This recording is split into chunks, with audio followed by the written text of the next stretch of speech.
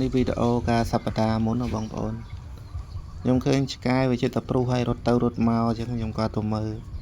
ឃើញរត់មួយតំណងហើយក៏ទៅមើលទៅឃើញស្មានតែកដោក៏ប្រុកអីតាតែពេលមានអីពស់បងប្អូនពស់សងសឿយើងហ្នឹងបងប្អូនពស់ហ្នឹងវាអត់ពឹសទេចូលមិនហ៊ានចាប់ទៅសារស្គាល់ដែរហ្នឹងបើអត់ស្គាល់អត់ហ៊ានទេហើយនេះកន្លែងខ្ញុំលើកពស់មហិតហ្នឹងខ្ញុំចេះតែឆ្ងល់ធំក្លិនឆ្អេះប្រហែលជាពស់នឹងនោមអញ្ចឹងធំក្លិនប្លែកពស់ហ្នឹងប្រហែលជា1គីឡូជាងតាមពិតទៅប្រហែលជាមួយខែមុនខ្ញុំឃើញ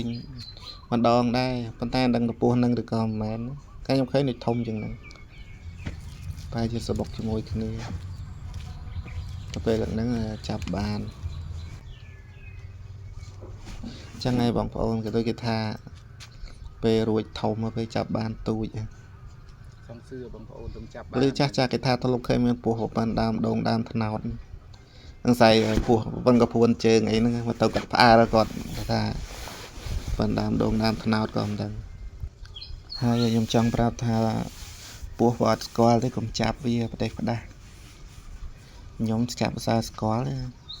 អាពស់សង្សឿហ្នឹងស្តៀងវែកកបីដែរវែកកបីពណ៌ខ្មៅលឿនដូចគ្នាអញ្ចឹងមិនមែន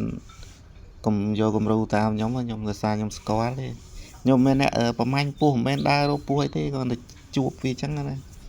ចៃដន្យហ្នឹងដើរជួបទៅជាចាប់ទៅព្រោះយើងអ្នកនៅស្រុកស្រែចាប់ពស់ធម្មតាទេតែអ្នកអត់ស្គាល់ទេកុំចេះចាប់ប្រទេសផ្ដាស់ពីថ្ងៃមុនហ្នឹងមានគេចាប់បានមួយដែរប្រហែលជាល្បាក់2គីឡូអាពស់ហ្នឹងមានអស់ធំប្រហែលជាខ្ទង់ 4-5 គីឡូដែរតែដល់យូរឆ្នាំវាកម្រដែរពស់ឥឡូវមិនសូវសបោទេវាអស់ព្រៃនៅងាយមានទេពស់ឥឡូវមិនរស់នៅតាមក្បែរផ្ទះហើយជួអស់ព្រៃហើយភ្លើងឆេះផងអីផងគេធ្វើស្រែធ្វើចកាទៅអស់កន្លែងនៅងាយបានទេយូរជួបមួយទេព្រោះកាលនៅស្រែជួបសង្រល់តែយកទៅអាសាជួបអញ្ចឹងណាតែឥឡូវចាប់ហើយឥឡូវដើរដី 4-10 គីឡូទៀតក៏មិនជួបដែរពស់អីហ្នឹងដើរកង្សាយអីមិនមានដូចមុនទេស្ងាត់ឈឹងហ្នឹងនេះព្រៃនៅមុខផ្ទះហ្នឹងគេអាសាចាប់បានពស់ហើយខ្ញុំចាប់បានគេដែរក៏ថតទុកអនុស្សាវរីយ៍ហើយថតផុសឲ្យបងប្អូនមើល